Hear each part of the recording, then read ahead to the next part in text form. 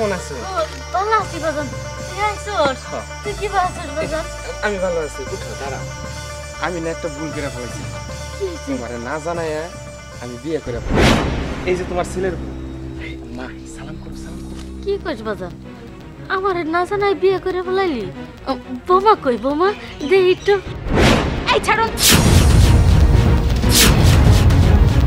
আপনি আমার গায়ে টাচ কেন করছেন? আপনার এই নোংরা হাত দিয়ে আমার গায়ে হাত দেওয়ার সাহস হয় কি করে? তোমাকে বলছি, তুমি তো আগে আমাকে কখনো বলনি যে তোমার মা একটা অন্ধ মানুষ। আগে বলে কি আমি তোমার মতো ছেলের সাথে বিয়ে বসতাম? আর কোন গ্রামে নিয়ে আসছো আমাকে? আমি কি কখনো এইসব গ্রামে থেকেছি নাকি? আমি এই বাড়িতে কখনোই থাকতে পারবো না। বিথি, তুমি এসব কি বলছো? দেখো বিথি, আমি তোমাকে আগেই বলেছি যে আমি একজন মধ্যবিত্ত সাধারণ একটি ছেলে। আর তাছাড়া আমার মার তো এখানে কোনো দোষ নেই। উপরওয়ালা তাকে অন্ধ বানিয়ে দিয়েছে। আর আমি তোমাকে বলবো কিভাবে? আমি তোমাকে বলিনি যে আমার মা অন্ধ। দেখো বিথি, পরিবেশ কিন্তু সবসময় অনুকূলে থাকে না। সব কিছু পরিবেশের সাথে মানিয়ে নিতে হয়। প্লিজ তুমি এরকমটা করো না। আমি এইসব পরিবেশে কখনোই থাকতে পারবো না। আমি এখানে কিভাবে থাকবো? আমার তো এখনই দম বন্ধ হয়ে আসছে। আর এখানে আমি এতদিন থাকবো? কখনোই আমি পারবো না। আমি এখনই এখান থেকে চলে যাব।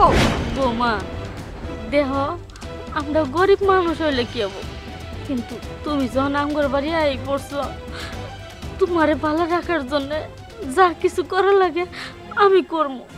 কিন্তু তুমি এত রাগারাগি করো না, আর আমগর বাড়ি ছেড়ে যাইও না। দেহ বোমা, গ্রামের মানুষ দেখলে কি কইব? আমগর মান সম্মান কিছু থাকবো না। ও বোমা, আমি তো আছি, তোমার চিন্তা করতে হইব না। আমি আমি সব খেয়াল রাখবো। আমার সেবা যত্ন তোমার করা লাগবো না। বাবা সাহিব, বোমারে নিয়ে ঘরে যা, আমি বোমার খাওয়ানোর ব্যবস্থা করতেছি। আচ্ছা যাও। প্লিজ তুমি এরকমটা করো না। হ্যাঁ, দেখো কয়দিনের মধ্যে সবকিছু ঠিক হয়ে যাবে। তুমি থাকতে থাকো। তোমার যা কিছু লাগে, মা কিন্তু অন্ধ হলে কি হবো, সেবা করতে জানে। তোমারে ভালোবাসবো আমি।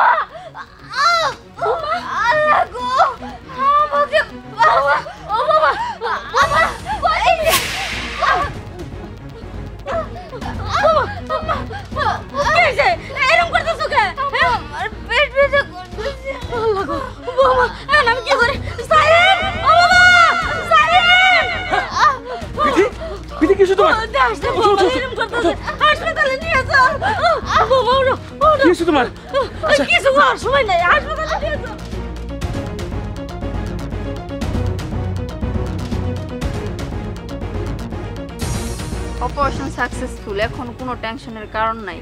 আপনার স্ত্রী এখন সুস্থ। আচ্ছা, আমি কি একটা কথা জানতে পারি? আমাকে এই কিডনিটা কে দিল? তাকে কি একবার দেখতে পারি? হ্যাঁ অবশ্যই, ও জানি।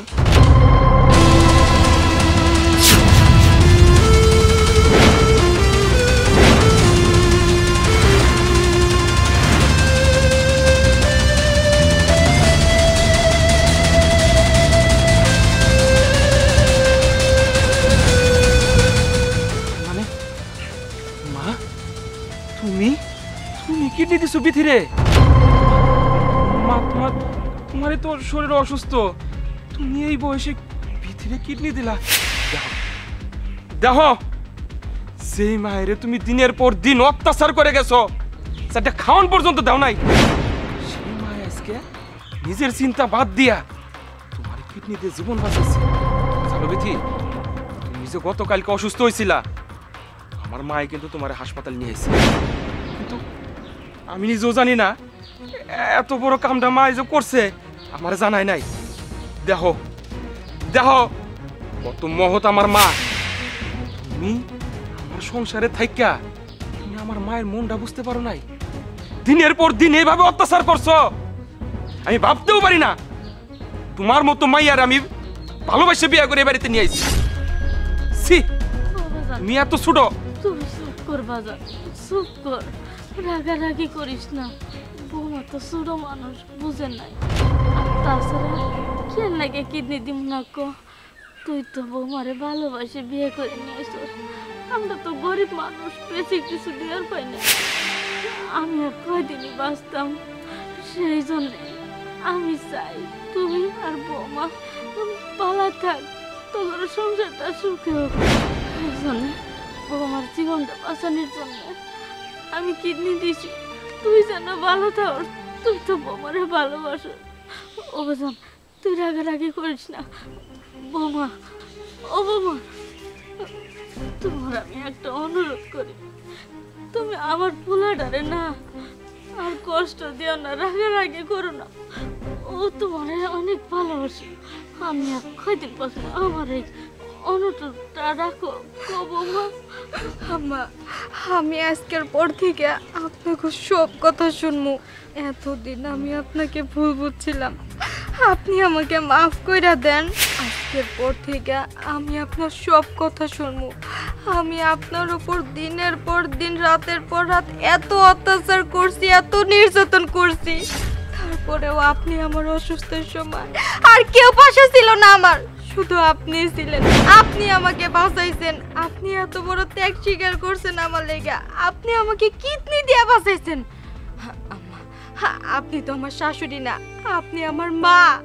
আজকের পর থেকে আমি আপনাকে মা কইয়া ডাকমু। আম্মা, আপনি আমাকে মাফ করে দেন।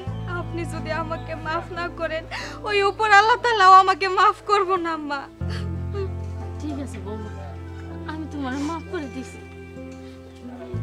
বাবা সাহেব, মা, এবার বাড়ি চল, আর কত থাকবো, আমার তো পেতে থাকতে পারতেছি না।